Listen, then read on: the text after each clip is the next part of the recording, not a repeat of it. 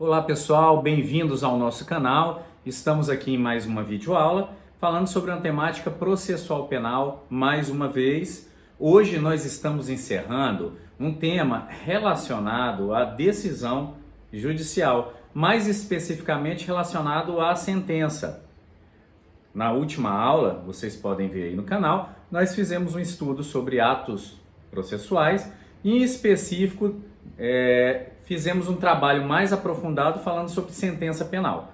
Hoje nós vamos trazer dois institutos, o imedácio e o mutatio libelli, que têm relação com a congruência ou a correlação entre o pedido inicial e a sentença penal. Então são institutos importantíssimos que têm muito a ver com o princípio do contraditório e com os limites objetivos inaugurados na inicial acusatória. Então, nos acompanhe para esse tema importantíssimo que nós temos aqui no direito processual penal. Vamos lá? Então, imedácio e mutatio libelli.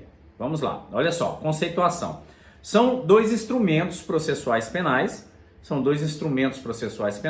utilizados para fazer valer os princípios da correlação e da consubstanciação no processo penal. Ou seja, eles corrigem, eles dão congruência entre o que foi pedido e a sentença final formulada. E o que foi debatido essencialmente na instrução processual. Então é importantíssimo que haja uma congruência entre o que foi pedido, então olha só, princípio da correlação, e a decisão final. Então, o pedido numa sentença, numa petição inicial acusatória, seja ela denúncia ou queixa, é que o juiz condene por um tipo penal A, B ou C, ok? É a condenação por um tipo penal A, B ou C. Lá na sentença, deve-se, em regra, condenar pelo que foi pedido. Então, vejam só, quando o juiz concede o pedido na inicial, temos uma sentença condenatória. Quando o juiz não concede, nós temos uma absolutória, que é uma sentença que declara negativamente, ou seja, que fala não ter havido crime ou não ter havido participação, ou até o caso de dúvida, né? Porque em dúvida pro réu dentro do processo penal. O princípio da consubstanciação também, ele é trabalhado dentro desses dois institutos, que é a lógica. Aí, olha só, entre o fato penal. Então, ou seja, o fato penal é aquele fato do mundo que tem relevância penal, ou seja, é um fato da vida que se adequa a um tipo penal e que, portanto, enseja o processo para se possibilitar a aplicação de uma pena. Então, vejam só pode ter uma sentença após uma dialética. A dialética, o contraditório, é a essência do processo penal. Então, processos são uma série de procedimentos em contraditório. Então, só o que foi debatido em contraditório judicial pode ser objeto da sentença penal. Então, lá no 315, parágrafo 2º, nós já trabalhamos isso na aula de sentença, traz expressa essa questão. Então, o juiz vai debater e vai trazer o afastamento ou aceitação das teses de acordo com o conjunto probatório nos autos. Então, ele se baseia e ele se lastreia no contraditório judicial. E isso é a consubstanciação. A sentença se consubstancia na dialética processual. Isso é importantíssimo. A decorrência vai ser o que a gente já falou aqui, mas sinteticamente, olha só, a pessoa não pode ser condenada por fatos que não foram debatidos no processo, tá? Ou uma sentença não pode ser dada de forma diversa ao que foi pedido inicialmente.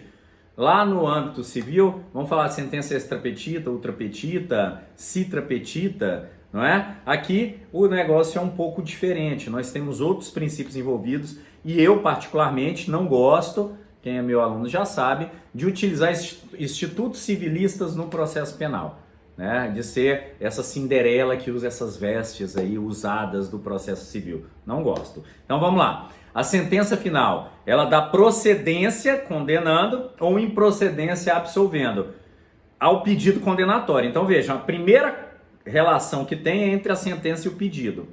E a segunda é entre a sentença e o debatido. Então o pedido e o debatido são os pressupostos lógicos de uma sentença penal, ou seja ela condenatória, ou seja ela absolutória. Então, olha só, incide em quando? A questão incide sobre o fato processual, então a narrativa que está se debatendo. Por quê? Porque o contraditório ele se faz em cima do fato. O fato que foi narrado como crime, o fato que foi narrado sobre o crime, vai ter um debate em cima dele. Então, vejam só, esse fato que ocorreu, ele se adequa tipicamente, tem uma conduta, tem um nexo entre ele e o resultado, no caso de haver resultado naturalístico, não é? Houve um dolo, o dolo foi dirigido a um fim específico, afinal nós trabalhamos aqui num processo finalístico, não é? Houve excludentes, há culpabilidade, então todos os elementos do crime são discutidos por cima de um fato. Então o debate se dá em cima de um fato, a dialética se dá em cima de um fato. Tá? O fato que tem relevância por ser um fato que em tese se adequa tipicamente a um tipo penal incriminador. Tá? Então a questão vai incidir sobre um fato processual e sobre um pedido que foi feito na inicial acusatória. Tá? Quando incidir sobre o fato, então vai ter repercussão no âmbito dos debates, deve-se criar um novo contraditório sobre esse novo fato que vai surgir. Tá? Vai ter a incidência aí do mutatio libelli. Quando incidir sobre a subsunção, então é só a adequação de um fato à norma. Então, vejam só, todo debate foi feito em cima de um fato, mas o juiz discorda, ou ele entende, por outra adequação ao fato. Então, olha só, quando a gente fala do emendácio, é uma correção, sob a ótica do juiz, na adequação do fato a um tipo penal incriminador. Então, é uma divergência no que se refere à subsunção, tão somente. O emendácio, vamos estudar o emendácio primeiramente. Abra um código aí e ele vai estar lá no artigo 383. Artigo 383. Lá no Tribunal do Júri, ele vai estar no 418 e vai incidir sobre a primeira etapa. Então, nós temos a aplicação geral, que vai ser no 383, e temos a aplicação do júri no 418. Então, isso aqui serve para vocês se localizarem dentro do Código de Processo Penal e fazerem a anotação no código de vocês. Já falei que isso é relevantíssimo, tá? Olha só, o emendácio, então, trata do princípio da correlação. Incide quando o juiz entende que há uma definição jurídica diversa para o mesmo fato. Então, vejam, o fato narrado foi o fato debatido, mas o pedido da inicial acusatória,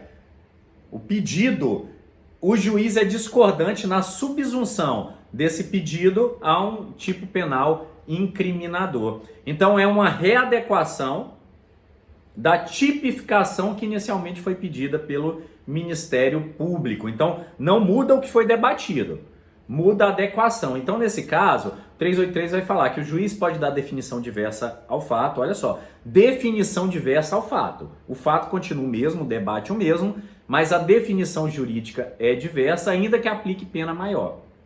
Ok? Então vejam, não mudou a dialética, não mudou o debate, a sentença vai ser consubstanciada no debate, só que a adequação típica vai se alterar. Alguns doutrinadores, como Badaró, por exemplo, dentre outros, ele fala, por exemplo, que nesse caso o juiz, antes de dar a definição jurídica, ele tem que intimar as partes, dando ciência delas de que ele entende por um tipo penal diverso. Não é majoritariamente aceito, mas é um entendimento interessante e relevante dentro do princípio do acusatório, viu? Muito importante isso aqui. Jurisprudência, olha só, eu trago aqui algumas jurisprudências para você, primeira turma do STF, segunda turma do STF, e informativos diversos que elas falam, olha só, para que a causa de aumento da pena seja reconhecida é necessário que ela tenha sido narrada. Então vejam só, a narrativa tem que estar coerente, não tem que ter mudado. O debate feito em cima da narrativa do fato. Se na peça já tiver sido narrada aquela circunstância, mas o MP deixou de indicá-la no seu pedido, o juiz vai poder reconhecê-la. Então vejam só, vai incidir sobre elementar ou circunstância do crime, mas que já tenha sido narrada e que por equívoco, por erro, não tenha sido elencada especificamente no pedido. Então vão se debater os fatos, mas houve um equívoco ou um esquecimento na indicação de um dispositivo legal e o juiz vai fazer essa correção. Então todo o debate foi feito da forma correta, só que houve um equívoco na adequação típica. Qual que é o momento que se aplica o emendácio? Então vamos lá, ele vai se aplicar na sentença penal. E vejam, é uma crítica que eu faço ao Instituto, porque ainda que o juiz verifique que há uma divergência entre a narrativa e o pedido, lá na inicial, via de regra, ele só vai fazer essa correção lá no final. Seria ideal, ao meu ver, que o juiz já fizesse essa correção no início para permitir um debate em cima também do direito. Porque, afinal, ainda que se fale que o debate só é feito quanto aos fatos, o que eu entendo é que é em relação aos fatos e ao direito. Porque, veja, a que está se subsumindo aquela conduta? Isso interfere na forma como se está defendendo ou se está acusando também. Então, no meu entendimento, isso interfere de alguma forma na dialética processual. Uma interferência que viola, para mim, o contraditório e viola o princípio do acusatório também, tá? Mas é meu entendimento, alguns doutrinadores como o professor Ari Lopes Júnior, o Badaró também entendem nesse sentido, tá? Então, olha só. Então, aplica-se via de regra na sentença. Quando vai se aplicar na sentença? A regra. Quando não importar em modificação da competência, então um exemplo aí. Foi narrado crime de homicídio e furto em concurso material de crimes, do artigo 69. Mas o juiz entende no final que ainda que tenha tido, de fato, um crime patrimonial e um crime contra a vida ali, o que se adequa é não ao latrocínio, mas ao homicídio. Então vejam, latrocínio, juizado comum, né? Homicídio, tribunal do júri. Então vai afetar a competência, então o juiz tem que identificar antes, não pode. Quando a mudança repercutir na aplicação de algum direito. Por exemplo, estelionato. Foi narrado um estelionato e o pedido condenatório foi em furto mediante fraude. Olha só, vai haver uma diferença e implicar em um direito essencial aí do acusado, tá? Então, qual o direito? Suspensão condicional do processo no caso do estelionato. E no caso do furto qualificado não vai ter essa possibilidade, tá? Quando repercutir na competência, olha só o que vai se fazer. Quando repercutir na competência, vai se fazer a reclassificação da conduta no momento do 395. Então, naquele momento de recebimento ou rejeição da inicial. Então, quando refletir na competência, está no 383, parágrafo 2º, o juiz, no momento da apreciação da inicial, ele já vai verificar, já vai fazer a correção e já vai falar, opa, não sou competente para o fato. Então, ele vai falar, não sou competente, remeter para o juiz, que ele entende ser competente, para que esse juiz sim aprecie a inicial acusatória. E pode redundar, eventualmente, conflito negativo. Outro juiz pode entender, não é de minha competência, eu concordo. Nesse caso vai ser resolvido pelo órgão superior comum, tá? Não vou voltar nesse tema. Quando repercutir em direitos do acusado, olha só, o juiz vai ter que aplicar antes da sentença e após a instrução e julgamento, permitindo que o MP se manifeste sobre esse direito, como, por exemplo, a suspensão condicional do processo. Então, encerrada a instrução e antes da sentença, o juiz se manifesta. Regra é, na sentença. Quando repercutir em direito, pode ser antes. E olha só, tem uma figura nova que ainda não foi debatida, mas entendo eu que quando repercutir no acordo de não persecução,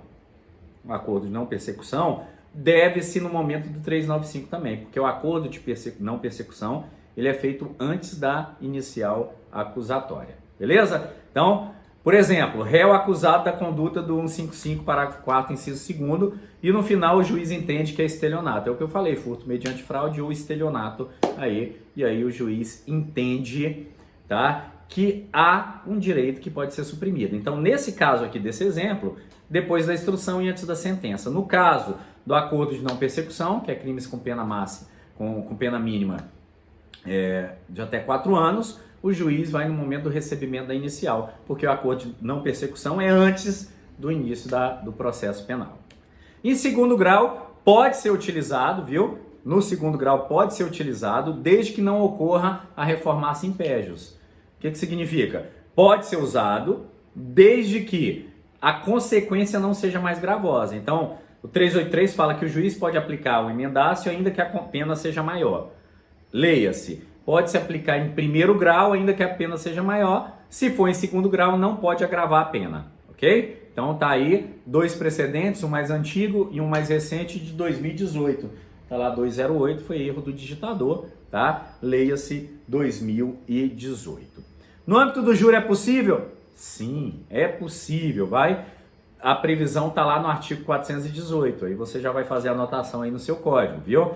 É uma alteração corretiva do juiz nesse caso, não implica na aplicação de pena, até porque no júri quem aplica pena, quem determina a aplicação de pena são os jurados leigos, tá? Então veja só, então vai ser feito na primeira etapa, no judício accusatione, tá? Antes da decisão de pronúncia, então depois da instrução na primeira etapa e antes da pronúncia. O reconhecimento não vai impor pena, então vai alterar os limites do que vai ser debatido.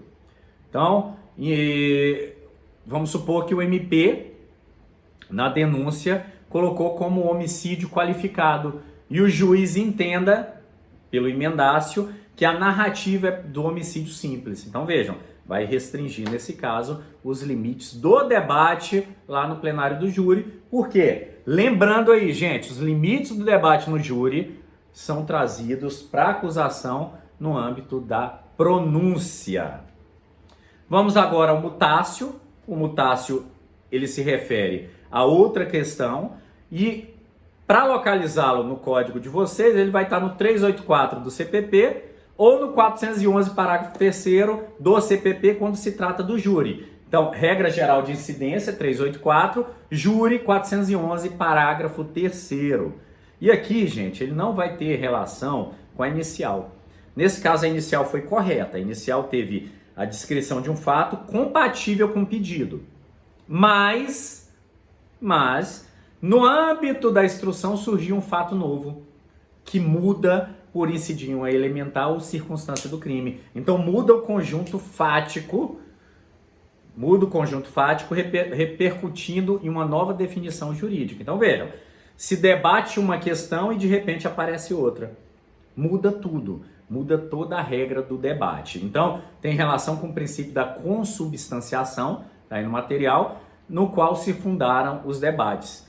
É uma modificação, então, que vai ocorrer no curso do processo. Então, tudo vai estar normal. No curso do processo, surge um fato novo e esse fato novo repercute na definição penal do crime. Então, algo desconhecido na inicial. Emendácio, lá na inicial, houve uma incorreta adequação de um fato a um tipo. No mutácio, houve correta, mas no curso do processo surgiu algo novo. Olha só um exemplo. Pessoa foi denunciada por furto. A testemunha falou, olha, eu vi que algo foi subtraído. Testemunha 2 também fala, eu vi que algo foi subtraído, não vi violência. A vítima estava em estado abalado e falou, olha, não me levaram, mas não explicou detalhes. E depois, no curso da investigação, surge uma nova testemunha que fala, não, eu vi que houve uma ameaça. E a vítima confirma, não, de fato houve uma ameaça, mas eu estava abalado. Então vejam, subtrair coisa alheia móvel, sem violência ou grave ameaça é furto. Se tiver a violência ou grave ameaça, já vai se tratar de roubo. Ou eventualmente extorsão, né? Aí vai ser outra questão. Então só para ilustrar aqui, algo surgiu no processo, mas quando da denúncia, não se tinha vislumbrado esse fato novo. Nesse caso aqui, vai aplicar após a audiência de instrução em julgamento e antes da sentença. Então vejam só, vai ter a instrução em julgamento, surge um fato novo e aí o juiz abre vista para o MP, para que o MP verifique se é caso de fazer o aditamento ou não da inicial. Ou seja, aditar, incluir novos fatos na inicial acusatória, ok? Sempre que incidir em circunstância ou elementar do crime. Então, vai se ter um procedimento de aditamento. E qual é esse procedimento? Olha só, precisa se estabelecer o contraditório. Se um fato novo surgiu, tem que se debater esse fato novo. Como que vai fazer? Verificado que algo novo surgiu, encerrada a instrução, o juiz vai abrir vistas ao MP. Depois da instrução, por óbvio, que é quando vai ter surgido esse fato novo. No júri, vai acontecer após a instrução, mas ainda na primeira etapa, no judicium accusatione. O juiz, então, verificando, vai abrir vistas ao MP. Olha, hipoteticamente, o fato novo que surgiu tem capacidade para modificar a definição jurídica do fato, tá? Então, o MP vai verificar se vai propor, se vai fazer esse aditamento. E ele vai ter o prazo de 5 dias para identificar. Se o MP aditar, ele pode arrolar 3 testemunhas sobre esse novo fato, tá? Então ele vai arrolar mais 3 testemunhas sobre esse novo fato e vai colocar os seus argumentos, pedindo aditamento. Olha, excelência, peço para que mude a definição do artigo 155 para 157. E arrolo testemunhas A, B e C, 3 testemunhas até, que viram que ocorreu violência ou grave ameaça no momento da subtração. Beleza. Depois, não aditando, o juiz pode, entendendo que tem de fato um fato novo que repercute na definição, subir para o Procurador-Geral de Justiça, utilizando analogamente o artigo 28, princípio devolutivo. Se o Procurador-Geral entender que tem fato novo, ele pode indicar um novo promotor para fazer esse aditamento. Se não, o juiz tem que concordar. Se houver o aditamento, o MP vai propor o aditamento, arrolar 3 testemunhas e vai se intimar a parte adversarial, a defesa. E a defesa, em 5 dias, vai trazer a resposta ao aditamento e arrolar 3 testemunhas. Vejam só, faz-se aí a bilateralidade necessária do contraditório. MP viu um fato novo, pediu o aditamento, arrolou 3 testemunhas. Defesa entende que não é isso ou quer fazer a defesa da sua forma e indica 3 testemunhas. Vai designar-se novo dia e hora para debater, então, audiência de debate de aditamento, vamos colocar esse nome, mas não há um nome específico. Então vai se fazer essa audiência de instrução também, sobre especificamente o aditamento. Recebido o aditamento, após o oitivo das testemunhas, vai se fazer um novo interrogatório do acusado, e depois do interrogatório, o juiz vai proferir a sua sentença. Aí sim, consubstanciado nesse elemento novo que surgiu. Então vejam, aí sim ele vai poder, porque vai ter havido um debate sobre esse fato novo que surgiu. Se o aditamento, gente, eventualmente modificar a competência, o juiz vai se declarar incompetente, declarar-se incompetente e remeter ao juiz que seja competente. E é possível, olha só, questão avançada aí. Se o MP não aditar, a vítima, por meio do assistente de acusação, pode fazer um aditamento privado subsidiário do público, em analogia ao artigo 29 do CPP. Então veja, o artigo 29 fala que na omissão do Ministério Público será possível a queixa subsidiária, né, a ação privada subsidiária da pública. Em analogia, entende NUT, que é possível o aditamento subsidiário do público. Olha que interessante. Então, na inércia do MP, há o aditamento subsidiário do público, em que o MP vai funcionar como custos legis do aditamento, naquele microprocedimento que nós vamos ter ali. Recebido o aditamento, o juiz intima, recebida essa petição, privada subsidiária da pública de aditamento, o juiz intima a parte adversarial, a dialética, e aí o juiz profere sua decisão. Interessantíssimo, né? Um caso interessantíssimo que pode acontecer. Em segundo grau, não é possível o mutatio libelli, não é possível. Lembra que o emendácio é o mutatio não pode ser usado. E olha só, temos uma súmula 453 proibindo. Vamos ler aí. Não se aplicam a segunda instância, o 384 e parágrafo único do Código de Processo Penal, que permite dar nova definição em virtude de circunstância elementar não contida na denúncia ou na queixa. Então, é vetado em absoluto a utilização do mutácio em segundo grau.